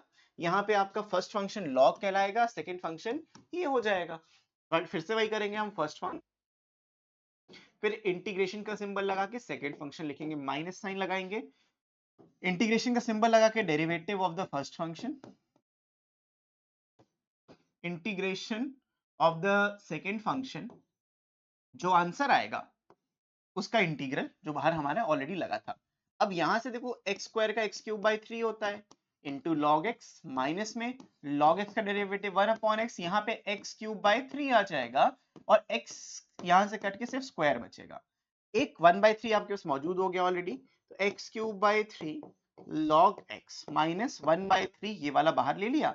अब इसका जो आप इंटीग्रेशन करोगे एक्स स्क्वायर का, वापस से एक्स क्यूब बाई 3 आएगा, और प्लस में सी भी आएगा। तो final answer would be x cube by 3 log x minus 1/9 x का क्यूब, और प्लस में सी। आपको अगर कुछ सिमिलर कॉमन दिख रहा है तो कॉमन ले सकते हो, या फिर यहाँ पे भी छोड़ सकते हो, आपको मार्क्स पूरे 2 मार्क्स मिल जाएंगे। ऐसे 2-2 मार्क्स के क्वेश्चन आपको मिल सकते हैं, so you have to be prepared for it. और हमेशा क्वेश्चन शुरू करने से पहले please write like this, symbol बना के dx लिखना वो बहुत ही ज्यादा जरूरी हो जाता है। कोई दिक्कत बच्चों, अच्छे से क्लियर हो गया। अब आते हैं हम लोग इनडेफिनेट पे, खत्म करने के बाद ये जितना भी मैंने पढ़ाया ये कंप्लीट आपका इनडेफिनेट इंटीग्रेशन था। अब हम बात करेंगे डेफिनेट इंटीग्रल्स की डिटेल में। सो डेफिनेट इंटीग्रल्स में आपको बस कुछ बातों का ध्यान रखना है एग्जैक्टली इंडेफिनेट की तरह, सिर्फ एक छोटा सा फॉर्मूला चेंज है, वो फॉर्मूला मैं आपको समझा देता हूँ। अभी तक आप क्या कर रहे थे, अगर आपसे मैं बोलता था x dx बताओ जरा, तो तुम बोलते थे sir x square by 2 plus सी, करेक्ट, बिल्कुल सही बात। लेकिन अब अगर मैं आपसे पूछूं मुझे x dx बताओ, लेकिन 1 से लेके 3 तक बताओ, तो तुम अब बताओगे मुझे कि ठीक है सर एक्स स्क्वायर बाय 2 तो होता है, लेकिन c इसमें नहीं आएगा क्योंकि अब ये डेफिनेट इंटीग्रेशन है। यहाँ पे ये 1 और 3 क्या है, इनको हम लिमिट्स कहते हैं। जो नीचे है वो लोअर लिमिट, जो ऊपर है वो अपर लिमिट। अब आपको करना क्या है, ये अपर लिमिट और लोअर लिमिट को माइनस करना है। मतलब 3 को यहां रखेंगे, 3 का स्क्वायर डिवाइडेड बाय 2 माइनस 1 का square divided by 2, upper limit minus the lower limit, जो वैल्यूज है कहां गई, x की जगह पे जाएंगी। तो यहां पे आपको मिल जाएगा 9/2 माइनस 1/2 8/2 होता है, और 8/2 का मतलब होता है 4 स्क्वायर यूनिट्स। अब आपको यहाँ पे स्क्वायर यूनिट्स नहीं लिखना, बट इसका मीनिंग स्क्वायर यूनिट्स ही होता है। तो यही होता है डेफिनेट इंटीग्रेशन, जो आपने इनडेफिनेट के फॉर्मूलेस पढ़े हैं एग्जैक्टली वही करना है। द ओनली डिफरेंस इज आपको अपर लिमिट और लोअर लिमिट यहाँ पे रखना है, एंड दैट्स इट। तो यहाँ पे हम दो फंडामेंटल थ्योरम पढ़ेंगे। तो first fundamental theorem integral calculus का कहता है कि अगर एक fx कंटीन्यूअस फंक्शन है close interval a comma b में, और a एक एरिया फंक्शन है सेम इंटरवल में, देन a का derivative will be fx। In other words, a जब एरिया फंक्शन होगा वो बेसिकली fx का इंटीग्रेशन होगा। जो आपका एरिया फंक्शन होगा, अगर आपको कभी भी एरिया निकालने को बोला जाए तो आप बोलोगे integral of fx dx from a to b, that's इट। फिर सेकंड फंडामेंटल थ्योरम ये कहता है, मतलब उसी को इन्होंने घुमा के दूसरे तरीके से बोला कि ठीक है बच्चों, अगर आप कर रहे हो इंटीग्रेशन ऑफ fx dx, ये लिमिट्स a से b में है, तो अब आपको इसका जो आंसर आएगा वो कैपिटल fx आएगा। स्मॉल f से कैपिटल F बन गया, और यहां पे वैल्यूज a से b तक जाएंगी। इसका मीनिंग क्या होता है, x की जगह पे आपको एक बार b रखना है और एक बार a रखना है। This would be the final answer for this. तो जैसे आप इंडेफिनेट इंटीग्रेशन में इंटीग्रल कर रहे थे, आंसर निकाल रहे थे, वो प्लस सी लगा के छोड़, इसमें कोई प्लस सी का नाटक ही नहीं है, because constant gets cancelled out. Clear. अब मैं देखो क्वेश्चंस को इवैल्यूएट करना है, बड़े सिंपल सिंपल से क्वेश्चंस हैं, एक एक करके मैं आपको समझाता हूं। अब x क्यूब dx का इंटीग्रल करना है, तो आपको तरीका क्या लेना है, 0 से 3 लिखा है, पहले तो क्वेश्चन लिख लेना है एज इट इज। अब x क्यूब का इंटीग्रेशन जब आप लिखोगे, आपको मिलेगा x की पावर 4 डिवाइडेड बाय 4, और लिमिट्स यहाँ लगानी है 0 से लेके 3 तक। फिर यहाँ पे आंसर आएगा 3 की पावर 4 डिवाइडेड बाय 4 माइनस 0 की पावर 4 डिवाइडेड बाय 4। 3 की पावर 4 होता है 81 डिवाइडेड बाय 4 माइनस 0, जस्ट 81/4 आपका आंसर होगा। अब देखो जनरली इसमें जो आंसर होता है वो नेगेटिव नहीं आता, बिकॉज एट द एंड जब आप डेफिनेट इंटीग्रेशन कर रहे हो, आप एरिया को कैलकुलेट कर रहे हो, ठीक है। तो माइनस में आंसर कभी आपका आएगा नहीं, आ रहा है यानी कोई कैलकुलेशन एरर है, उसको एक बार जरूर चेक कर लेना। ये अनसेट रूल होता है। अब देखो सेम पार्शियल फ्रैक्शन का क्वेश्चन है, जो आपने पार्शियल फ्रैक्शन अभी सीखा था, ये सेम उसका ही क्वेश्चन आपको दे दिया। अब पार्शियल फ्रैक्शन में क्या कर रहे थे आप, इसको स्प्लिट कर रहे थे, तो आपको देखो करना वैसे ही है, let x upon x plus 1 and x plus 4, ये आपने लिख लिया, is equals to a upon the individual factors, a upon the individual factor, b upon the other factor x plus 4। इसके बाद क्या प्रोसेस था, x is equals to a, ये इससे मल्टीप्लाई करके लिख लोगे, और b ये इससे मल्टीप्लाई करके लिख लोगे। अब यहाँ पे क्या करना है, पुट, एक बार x को -4 रख लेंगे और एक बार x को -1 रख लेंगे। ये लिमिट्स नहीं है, लिमिट्स में चेंज नहीं कर रहा हूं, ये सिर्फ वैल्यूज रख रहा हूं ताकि हम a और b की वैल्यू निकाल पाए। तो -4 is equals to a into 0 plus b into -4 plus 1 -3 हो जाएगा। सो b की वैल्यू आ जाएगी 4/3। उसी जगह पे a x को -1 रखोगे, इधर आएगा -1 a इंटू 3, तो a की वैल्यू आ जाएगी माइनस का 1/3। और now you have the values of a and b, just put it back यहाँ पे। सो आपका जो क्वेश्चन है वो आ जाएगा -1/3 divided by x plus 1 plus में 4/3 डिवाइडेड बाय x प्लस 4। आप चाहो तो स्प्लिट कर सकते हो, और यहाँ पे लिमिट्स लगाना मत भूलना, लिमिट्स मतलब ये 1 एंड 4, तो यहाँ पे 1 और 4 लिख दूंगा। अब इंटीग्रेशन जब करोगे तो आपको मिलेगा 1/3 log ऑफ x प्लस 1। अब यहाँ पे भी आप क्या करोगे, लिमिट लगाओगे, लिमिट कहां से, 1 से लेके 4 तक, फिर प्लस साइन लगा के 4/3 लिखा, log ऑफ x प्लस 4, लिमिट्स कहां से कहां तक, 1 से लेके 4 तक। बस इसको सिंप्लीफाई करेंगे, एक बार यहाँ पे 4 रख के देखो, तो -1/3, इसको बाहर रहने देंगे क्योंकि कांस्टेंट है। जब आप इसमें 4 रखोगे आपको log 5 मिलेगा, माइनस साइन लगा के 1 रखोगे तो log 2 मिलेगा, फिर प्लस साइन लगाया 4/3 log 8 मिलेगा, और माइनस में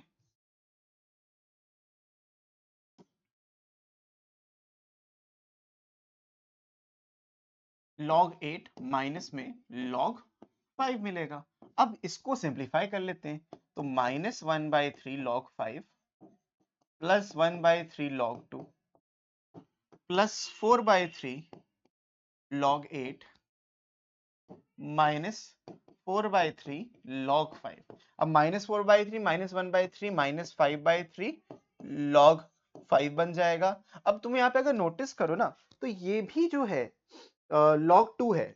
8 को हम लिख सकते हैं 8 कैन रिटन एज 2 का क्यूब, whereas ये 2 आगे आ जाए 3 आगे आ जाएगा, ये 12 आ जाएगा। 12/3 मैं 4 लिख सकता हूँ, 3 से 3 कैंसिल कर सकता हूँ, बट इसको 12/3 उसको 1/3 देखोगे तो तुमको मिलेगा 13/3 log 2।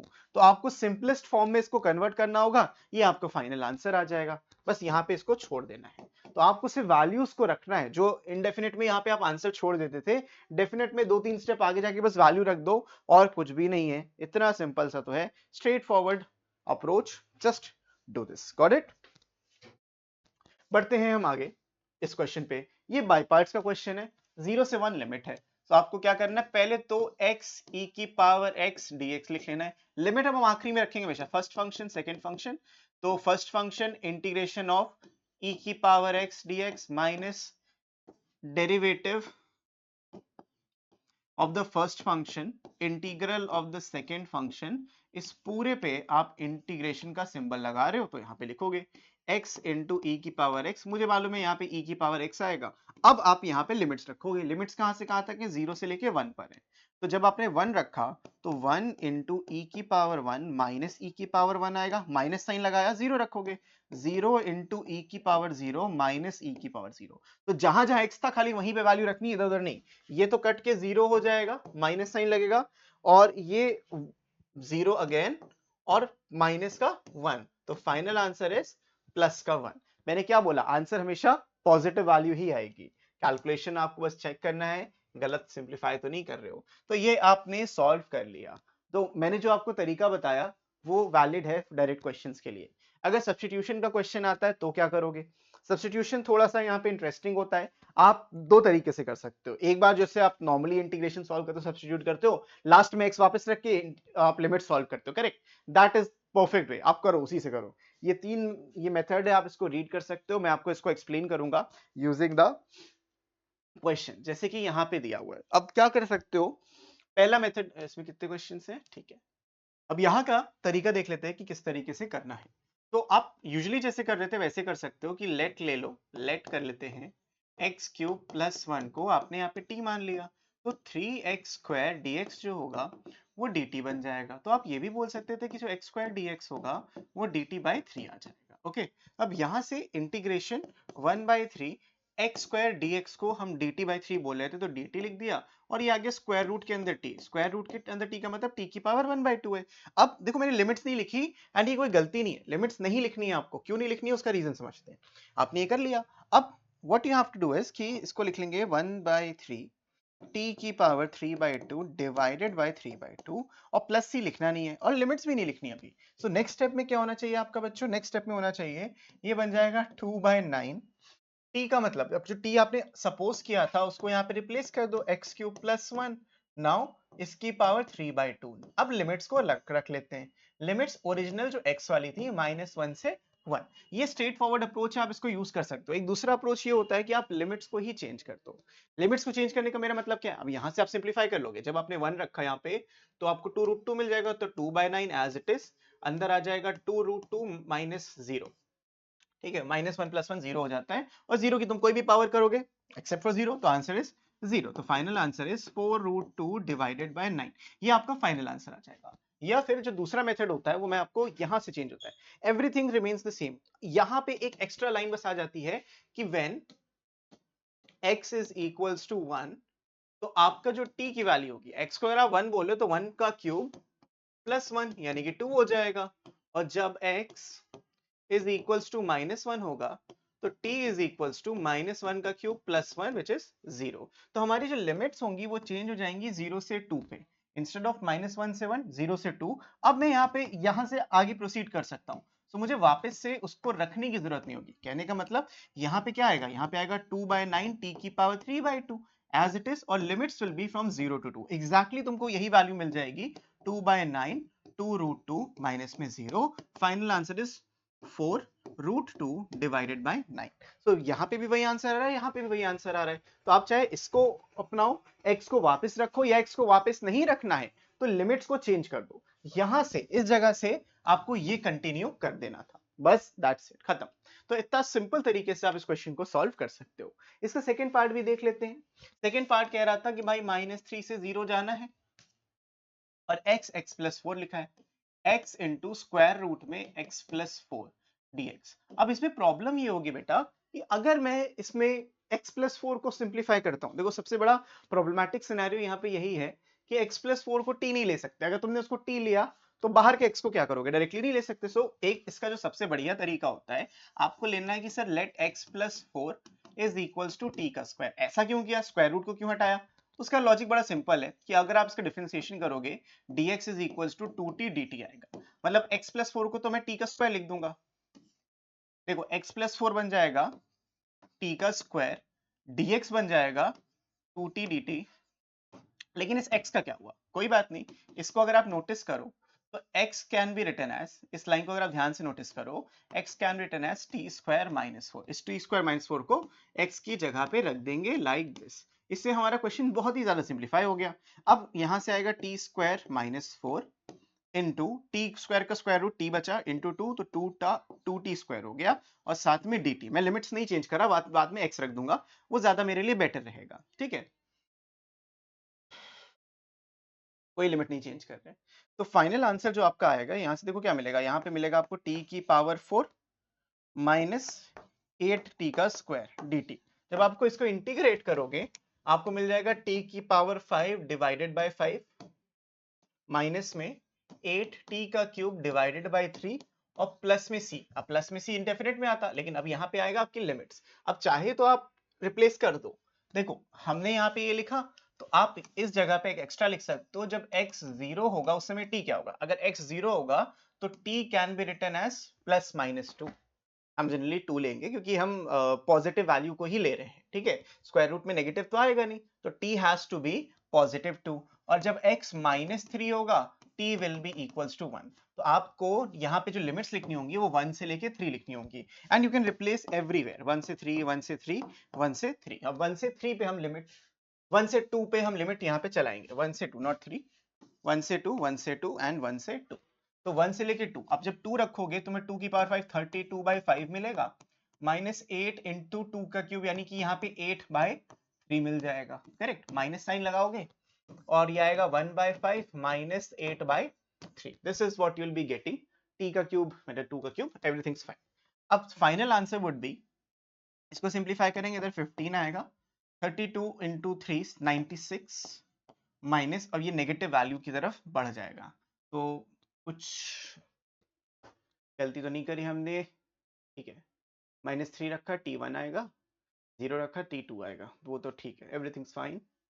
t square minus 4 8t हो जाएगा। ओके यहाँ पे ये गलती हुई हमसे, ये जो 2t है दोनों से मल्टीप्लाई करके 2 की पावर 4 होगा, 2t की पावर 5 होगा, और ये इंटू 2 हो जाएगा, तो 64 बाय 5 हो जाएगा। Now this is fine, 64 by 5 minus 64 by 3, this number is greater, again this number is greater। हो सकता है कुछ कैलकुलेशन मिस्टेक हो, एरर हो सकता है। 2t की पावर 5 डिवाइडेड बाय 5 आ जाएगा, बिकॉज 2t की पावर 4 है। हाँ 2t की power 5 divided by 5, 32 into 2 64, 64 by 5 minus 64 by 3। अभी तो कुछ गलती नहीं लग रही मुझे, देखें कुछ गलती होगी तो we'll simplify that, minus 1 by 5 minus 8 by 3। okay, so now you simplified, यहाँ से 15 LCM आएगा। जब इसको सिंप्लीफाई करोगे तो माइनस का 128 आ जाएगा, सिंप्लीफाई करोगे तो माइनस का 128 आएगा, और यहाँ से माइनस का मिलेगा, नीचे आएगा 15, 3 माइनस 40 प्लस 40 हो जाएगा, मतलब 37, प्लस का 37 आएगा। तो आंसर आ जाएगा माइनस का 7 गया 30 91 by 15, that will be the final answer. ये 3 से आप कैंसिल आउट होगा नहीं, तो you can leave it right here, ये आपका फाइनल आंसर आ जाएगा। अब आते हैं लास्ट क्वेश्चन की तरफ, इस क्वेश्चन को भी देख लेते हैं। अब यहाँ पे आपको क्या करना है, देखो log 2 log 3 लिखा है, अब 2 की पावर x को क्या लोगे, हो सकता मुझे लग रहा है यहाँ पे कुछ मिसप्रिंट है, नहीं है तो देखते हैं। हम डायरेक्टली 2 की पावर x को इंटीग्रेट कर लेते हैं। 2 की पावर x को अगर इंटीग्रेट करोगे तो ये आता है 2 की power x divided by log 2। अब यहाँ पे लिमिट्स हैं फ्रॉम log 2 से log 4 पे वैल्यूज रख लेते हैं। तो ये जो 1/log 2 है ये तो हम बाहर ले लेते हैं, वैल्यूज यहाँ पे रहेगी। तो 2 की पावर log 4 माइनस 2 की पावर log 2। अब आप सबको मालूम है ये कैसे सिंप्लीफाई होगा। अब सोचो यहाँ पे log 4 है तो 2 की पावर log 2 का स्क्वायर आप बोल सकते थे, यानी 2 आगे आ जाएगा। और यू कैन जस्ट राइट कि देखो log 4 log से इसमें सिंप्लीफिकेशन में कोई बहुत ज्यादा दिक्कत आपको नहीं होगी, क्योंकि ऐसे देखो 1/log 2 अगर कोई प्रॉब्लम होती है तो this thing can be written as 2 times 2 log 2, या फिर ऐसे कह सकते हो 2 log 2 का स्क्वायर ना, इस पे पावर 2 लगी है 2 log 2। अब 2 log 2 का मतलब होता है 2 की पावर log 2 प्लस 2 की पावर log 2 माइनस 2 की पावर log 2। दिस इज, मैंने इसको एक्सपैंड करके लिख दिया, यहां से ये कैंसिल हो जाएगा, ये इससे कैंसिल होगा नहीं, अभी तो आप इसको एज इट इज छोड़ सकते हो। And the final answer will be 1/log 2 into 2 की power log 2। This is your final answer. यहाँ पे यू कैन लीव, ये आपका फाइनल आंसर आ जाएगा। काट नहीं सकते, वो अलग चीज लिखी है, वो अलग चीज लिखी है। तो this is your final answer, ठीक है। बढ़ते हैं अगले क्वेश्चन की तरफ, और या फिर लास्ट टॉपिक की तरफ। इसको हम कहते हैं consumer surplus and producer surplus. जो एप्लीकेशन ऑफ इंटीग्रल्स है उसमें जो मेजर पोर्शन है या जो सबसे इंपॉर्टेंट पार्ट है वो यही है, consumer surplus and producer surplus. यहाँ पे आप देख सकते हो एक डिमांड कर्व दिया है। तो कंज्यूमर सरप्लस जो होता है वो डिमांड फंक्शन के अंडर का जो एरिया, देखो इसको समझने में फॉर्मूला तो समझ जाएंगे लेकिन होता क्या उसको समझते हैं। मान लीजिए मैं कुछ सामान खरीदने गया, ठीक है, लेट्स अज्यूम मैं प्ले स्टेशन 5 लेने गया। अब प्ले स्टेशन 5 जो होता है वो देखो मुझे मालूम है 55,000 का है। समझो बात को, मेरे को 55,000 का प्ले स्टेशन 5 पड़ता है नॉर्मल डेज पे। वही आजकल ब्लैक फ्राइडे की सेल चल रही है तो वही प्ले स्टेशन 5 50,000 का हमको पड़ेगा। अब मैं 55,000 लेके गया था लेकिन 50,000 में मुझे वो मिल जा रहा है। तो ये जो 5,000 का गैप है ये मेरा हैप्पीनेस गैप है। मेरा तो फायदा हुआ ना, कंज्यूमर का एक फायदा हुआ। जो पैसा वो सोच के गया था लगेगा और जो एक्चुअल लग रहा है, दोनों के बीच का जो गैप है उसको हम कहते हैं कंज्यूमर सरप्लस। कंज्यूमर का फायदा तो वो कंज्यूमर सरप्लस है। सेम सोनी वालों के साथ जब वो प्ले स्टेशन बेचने को गए, क्या भाई हमारा तो 45 में भी बिकता, हम 50 में बेच रहे हैं, तो उसका जो बनाने की कॉस्ट आई और जो उसने बेचा जो उसका डिफरेंस है, जितना का वो बेचना चाहता था और जितने से ज्यादा का वो बिक गया, that's the difference of producer surplus. तो ऐसे सोचो, तुम जितने में खरीदना चाह रहे थे उससे कम में तुमने खरीद लिया और जितने में बंदा बेचना चाह रहा था उससे ज्यादा में उसने बेच लिया, दोनों खुश हैं। तो दोनों का जो खुशी वाला एक पर्टिकुलर पॉइंट आता है उसको हम इक्विलिब्रियम पॉइंट कहते हैं। इक्विलिब्रियम पॉइंट पे जो डिमांड होता है और सप्लाई होता है वो बराबर होता है, बरोबर। तो यहाँ पे इसी बात को हम यहाँ पे कर रहे हैं। यहाँ पे जो डिमांड और सप्लाई है वो प्राइस के टर्म्स में हम डिफाइन कर रहे हैं, जहां पे एक्स यूनिट्स पे एक्स एक्सिस पे क्वांटिटी होती है और वाई एक्सिस पे आपका प्राइस होता है। तो कंज्यूमर सरप्लस क्या होता है, ये डिमांड कर्व के अंडर जो वैल्यू होती है। अब ये पॉइंट क्या है, ये पॉइंट है पॉइंट ऑफ इक्विलिब्रियम। इसको हम कहते हैं पी नॉट, इस पॉइंट को हम पी नॉट कहते हैं, इस पॉइंट को हम एक्स नॉट कहते हैं। लिखा भी है देखो, ये एक्स नॉट एक्स एक्सिस पे पी नॉट, ये पी नॉट एक्स नॉट क्या है, पी नॉट है इक्विलिब्रियम प्राइस, वो प्राइस जिसपे दोनों खुश थे, इक्विलिब्रियम प्राइस। और एक्स नॉट क्या है, इक्विलिब्रियम क्वांटिटी। जरूरी थोड़ी एक ही क्वांटिटी हो सकता है, मल्टीपल चीजें हो, जैसे प्याज की बात कर लो तो कुछ भी हो सकता है। तो पी नॉट इक्विलिब्रियम की बात कर रहा है, एक्स नॉट इक्विलिब्रियम की बात कर रहा है। अब इसका फॉर्मूला बड़ा सिंपल सा होता है, आपको इंटीग्रेशन करना होता है। देखो एरिया अंडर द कर्व, पूरा integration area under the curve है, तो आपने पूरा जीरो से लेके एक्स नॉट तक इंटीग्रेशन किया। तो फॉर्मूला क्या बना कंज्यूमर सरप्लस का, यहां मैं लिख देता हूं, इंटीग्रेशन कर रहे हैं जीरो से लेके एक्स नॉट का। किसका कर रहे हैं, प्राइस फंक्शन का कर रहे हैं। प्राइस फंक्शन आपको हमेशा मिलेगा एक्स के टर्म्स में, तो हम एफ एक्स का यहाँ पे इंटीग्रेशन कर रहे हैं विद रिस्पेक्ट टू डीएक्स। इससे क्या होगा, आपको ये पूरा एरिया मिल जाएगा, this whole area you will be getting. But आपको उसमें से इस एरिया को माइनस करना है क्योंकि ये वो गैप नहीं है, हमको सिर्फ ऊपर जो शेडेड पोर्शन है वो चाहिए। तो शेडेड पोर्शन का एरिया निकालने के लिए आपने जो इंटीग्रेशन किया, इंटीग्रेशन ये पूरा एरिया निकाल के देगा। तो शेडेड पोर्शन का अगर आपको सिर्फ एरिया चाहिए तो आपको ये नीचे जो रेक्टेंगल इसको माइनस करना पड़ेगा। लेंथ इनटू ब्रेथ से आप माइनस कर सकते हो, minus x naught P naught आपका आ जाएगा। And that's the whole consumer surplus. Logic समझ में आया, डिमांड कर्व का integration minus the equilibrium price into equilibrium quantity, ये कंज्यूमर सरप्लस आपको दे देगा। कोई दिक्कत बच्चों, कोई परेशानी नहीं। So this is how you'll get consumer surplus. So total area under the demand function, this is the demand function minus the area of rectangle O A P B. ये क्या है? X naught into P naught. Logic clear है भाई? बहुत जरूरी है कि logic clear हो और जो मीनिंग है वो क्लियर होना चाहिए. सेम तरीके से आप प्रोड्यूसर सरप्लस निकालते हो. प्रोड्यूसर सरप्लस कहां पे होता है? वो होता है आपका इस ग्राफ के अंदर, सप्लाई कर्व के अंदर, क्योंकि भाई प्रोड्यूसर के लिए तो सप्लाई कितना वो सप्लाई कर रहा है. तो प्रोड्यूसर सरप्लस का क्या होता है? इस पूरे रेक्टेंगल का जो आपका एक्स नॉट पी नॉट होता है. अगर मैं दोनों साथ में बना दूं, देखो डिमांड, जो डिमांड कर्व था बच्चों, डिमांड कर्व कैसा आ रहा था? डिमांड कर्व था वो नीचे की तरफ था, इस तरीके से डिमांड कर्व जा रहा है, और जो सप्लाई कर्व है वो इस तरीके से जा रहा है. तो जो इनका ये स्वीट स्पॉट है, इसी को हम कहते हैं एक्स नॉट और इसी प्राइस को हम कहते हैं पी नॉट. दोनों के ही केस में ऐसा होगा. अब जो सप्लाई कर्व होता है, समझो इस बात को, सप्लाई कर्व के अंडर ये जो होता है भाई, ये this area is known as producer surplus. वो जितने का बेचना चाह रहा था, वो इस जितने का खरीद भाई जितने का उसका बनता है, उससे बढ़ता गया बढ़ता गया बढ़ता गया. तो प्राइस तो बढ़ रहा है, उसके नीचे ना बेचे, इसके नीचे वो बेचना चाह रहा है, उसका नुकसान है.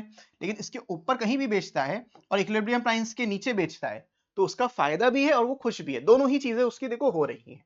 ऊपर बेच दे, जितना बेच दे तो उसके ऊपर है. लेकिन ये जो एरिया है ये बताता है आपको पूरा का पूरा प्रोड्यूसर सरप्लस. तो प्रोड्यूसर सरप्लस निकालने का तरीका क्या है? इसमें आपको सिर्फ पी नॉट एक्स नॉट को माइनस करना. पहले पी नॉट एक्स नॉट ज्यादा है, ये रेक्टेंगल बड़ा है ना, देखो रेक्टेंगल से आपको ये एरिया हटाना है. जब आप एरिया जब इंटीग्रेशन करते हो तो बेसिकली आप इस एरिया को निकाल रहे हो. तो रेक्टेंगल से एरिया से इस रेड एरिया को हटा दोगे, तो माइनस इंटीग्रेशन जीरो से लेके एक्स नॉट, और जो भी ये ग्राफ था, इस ग्राफ को हमने जी एक्स बोला, कोई भी नाम हो सकता है. द ओनली थिंग इज ये सप्लाई कर्व होना चाहिए. तो प्रोड्यूसर सरप्लस के लिए आपको सप्लाई कर्व का यूज करना है और कंज्यूमर सरप्लस के लिए आपको डिमांड कर्व का यूज करना है. बेसिक सी बात है, प्लीज अंडरस्टैंड दिस. बहुत ही इजी बातें हो जाती हैं. इसके बाद क्वेश्चंस करते हैं, वो आपको समझ में आएगा. मैंने आपको ऑलरेडी एक्सप्लेन कर दिया क्या होता है इक्विलिब्रियम प्राइस, क्या होता है इक्विलिब्रियम क्वांटिटी. डिमांड कर्व जो होता है और जो ये जो आपका सप्लाई कर्व होता है, इसका जो इंटरसेक्शन होता है, इसी को हम कहते हैं द पॉइंट ऑफ इक्विलिब्रियम. इसी का एक्स नॉट और पी नॉट आप निकालते हो. एक्स नॉट, इसको क्यू नॉट लिख दिया, एक्स नॉट लिखो, कोई फर्क नहीं पड़ता. और ये पी नॉट यानी कि प्राइस का इक्विलिब्रियम, और क्यू एक्स नॉट मतलब क्वांटिटी का इक्विलिब्रियम बन जाता है. अब आते हैं क्वेश्चंस के ऊपर. Find the consumer surplus for the demand function P is equals to 25 minus x square, और P नॉट की वैल्यू आपको दी है. अब देखो जब P नॉट आप लिखते हो उसी से आपको एक्स नॉट मिलता भी है, 25 माइनस एक्स नॉट का स्क्वायर. तब जब P है, देखो प्राइस और क्वांटिटी में रिलेशन है यहाँ पे, तो अगर आप P नॉट रख रहे हो तो आपको एक्स नॉट भी मिलेगा. इधर आएगा 19, 25 माइनस एक्स नॉट का स्क्वायर. अब इसको सब कुछ इधर ले आएंगे हम, एक्स नॉट का square plus x not, x मतलब एक्स जीरो बोल दो. जब इधर लाओगे तो माइनस का 6 होगा इक्वल्स टू 0. यहाँ पे एक्स नॉट का स्क्वायर, क्योंकि ये माइनस है तो एक प्लस एक माइनस होना चाहिए, तो let's write 3x not minus 2x not, ये बन के x नॉट बनता है, और माइनस 6 इक्वल्स टू 0. यहां से x नॉट आप कॉमन ले लोगे, x नॉट प्लस 3 आ जाएगा, माइनस 2 कॉमन ले लोगे, अगेन x नॉट प्लस 3 आ जाएगा, this is equals to 0. So you have x naught plus 3 and x naught minus 2 equals to 0. So x naught की वैल्यू या तो -3 होगी, जो पॉसिबल नहीं है क्योंकि हम क्वांटिटी की बात कर रहे हैं. Therefore x naught has to be equals to 2. ये मेहनत आपको करनी पड़ेगी क्योंकि आपको इक्विलिब्रियम क्वांटिटी निकालनी पड़ेगी, थोड़ा सा क्वाड्रेटिक यूज करना ही करना है. अब आपको पता चल गया है x नॉट आपका दो क्वांटिटी पर है और उसका जो प्राइस है यानी पी नॉट है वो 19 है. कंज्यूमर सरप्लस क्या कहता था? कंज्यूमर सरप्लस कहता था कि जो भी मेरा 0 से लेके x नॉट तक का है, यहाँ पे डिमांड फंक्शन होता है तो हम पी dx लिख देते हैं, demand function price into dx minus P not x not, that's it, खत्म ना. तो आप यहाँ पे पी dx जब लिखोगे, p यानी कि दिस फंक्शन, तो 25 माइनस एक्स स्क्वायर, इसका करना है आपको integration with respect to dx 0 से लेके 2. अब आप समझ में आ रहा है ना, 19 into 2 आ जाएगा. This is the equilibrium price and equilibrium quantity respectively. इसको सिंपलीफाई करोगे तो तुमको मिलेगा 25x minus x square by 2 minus x cube by 3. अब लिमिट्स रखेंगे 0 से लेके 2 तक, माइनस 38. अब सिंपलीफाई करोगे जब 2 रखोगे यहाँ पे तो 50 माइनस 2 का स्क्वायर 4 बाई 2 2 का क्यूब 8 बाई 3, तो यहाँ से 8 बाई 3 आ जाएगा और माइनस का 38 आ रहा है. देखो यहाँ से आ गया 48 माइनस 38 10, तो 10 माइनस 8 बाई 3, आंसर आ जाएगा 22 बाई 3. ये क्या है? ये कंज्यूमर सरप्लस है. This is the answer. Consumer surplus हमको निकालना था, 22/3 इज द करेक्ट आंसर। तो बस सिंप्लीफिकेशन पे ध्यान दो, इंटीग्रेशन पे ध्यान दो, और इजी है। डिमांड फंक्शन से आपको कंज्यूमर सरप्लस मिलेगा और सप्लाई फंक्शन से आपको प्रोड्यूसर सरप्लस मिलेगा। समझ में आई बच्चों बात? अब आते हैं सप्लाई फंक्शन पे। Find the producer surplus when the price is 10। Again आपको प्राइस 10 दिया तो आपको x नॉट निकालना पड़ेगा। तो मैं अभी इससे x निकाल लेता हूं, x square plus 4x plus 5, और 10 को उधर ले जाएंगे तो x square plus 4x minus 5 equals to 0 आ जाएगा। x इंटू एक्स प्लस 5, यहां से x प्लस 5 और x माइनस 1 इक्वल्स टू 0 आ जाएगा। x की वैल्यू 1 आ जाएगी, therefore x naught is equals to 1। हमको x नॉट 1 मिल गया, p नॉट हमारा 10 था। तो हमें जो इंटीग्रेशन, क्योंकि हमें प्रोड्यूसर सरप्लस निकालना है, तो प्रोड्यूसर सरप्लस क्या होता है, p not x naught minus integration 0 से लेके 1 x square plus 4x plus 5 dx, जो भी आपको दिया था कर्व। तो आपको p नॉट लिखना था 10, x नॉट लिखना था 1, माइनस में इंटीग्रेशन हम कर रहे हैं, इसका इंटीग्रेशन कर ही देते हैं चलो। x cube by 3 plus 4x square by 2 plus 5x, इस पूरे से 0 से 1। अब देखो यहाँ से कट के 2 हो जाएगा। जब आपने 0 रखने में वैसे भी कुछ नहीं आएगा, जब आपने 1 रखा तो ये आएगा 1/3 plus 2 plus 5, that's all you will getting. 5 2 7, 7 10 से माइनस होगा तो 3 माइनस 1/3, तो 3 3 9, 8/3, तो 8/3 दैट इज योर आंसर। खत्म। ऐसे बस आपको निकालना था। बस इक्विलिब्रियम क्वांटिटी निकाल लो, इक्वेशन में रख के p की वैल्यू रख दोगे, x नॉट आ जाएगा, and rest is very very easy. खत्म। समझ में आ गया अच्छे से? तो this is all about integration का इंपॉर्टेंट पार्ट। अब आते हैं लास्ट क्वेश्चन की तरफ। Suppose that the demand is given by the equation xd, where xd is the quantity demanded and p is the price of the good, supply is described by the equation। तो हमको demand पता है, supply पता है, where excess is the quantity supplied, what is the equilibrium price and quantity. इसमें ना consumer surplus निकालना है और ना ही आपको प्रोड्यूसर सरप्लस निकालना है, सिर्फ क्वांटिटी और प्राइस बताना है।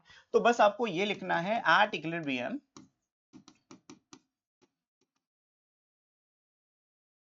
जो आपका क्वांटिटी डिमांडेड होता है वो क्वांटिटी सप्लाइड के बराबर होता है। तो यहां से आ जाएगा 500 माइनस का 50p equals to 50 plus 25p। ये आपका डिमांड है और ये आपका सप्लाई, क्वांटिटी की हम बात कर रहे हैं। इसको उधर भेज दोगे तो आपको 75p मिल जाएगा, इसको इधर भेजोगे तो 450 मिल जाएगा। तो p की वैल्यू आ जाएगी 450/75, जो कि 6 होती है। ठीक है, यहां से 6 मिल जाएगा। सो प्राइस या p नॉट को आप 6 बोल सकते हो। तो सिंस p नॉट और इक्विलिब्रियम प्राइस इज ₹6, आपको x नॉट निकालना है, आप किसी में भी रख दो। xd is equals to 500 minus 50 into 6, x naught बोल देंगे इसको हम। तो दिस इज 500 माइनस 300 और x naught is equals to 200। तो ये मेरी क्वांटिटी डिमांडेड है, या फिर इक्विलिब्रियम क्वांटिटी कह सकते हो। Equilibrium price is ₹6 and equilibrium quantity is 200 units. तो बच्चों इसी तरीके से, बहुत ही सिंपल तरीके से मैंने जल्दी जल्दी आपका पूरा इंटीग्रेशन एक शॉर्ट में खत्म करा दिया। अगर आपको डिटेल्ड क्वेश्चंस चाहिए तो कमेंट करके बताना, हम डिटेल क्वेश्चन पे भी वीडियो बना देंगे आपके लिए। तो चलो बच्चों, इस वीडियो के लिए इतना ही। मैं मिलता हूं आपसे नेक्स्ट वीडियो में, तब तक के लिए keep practising, keep learning, take care and bye bye.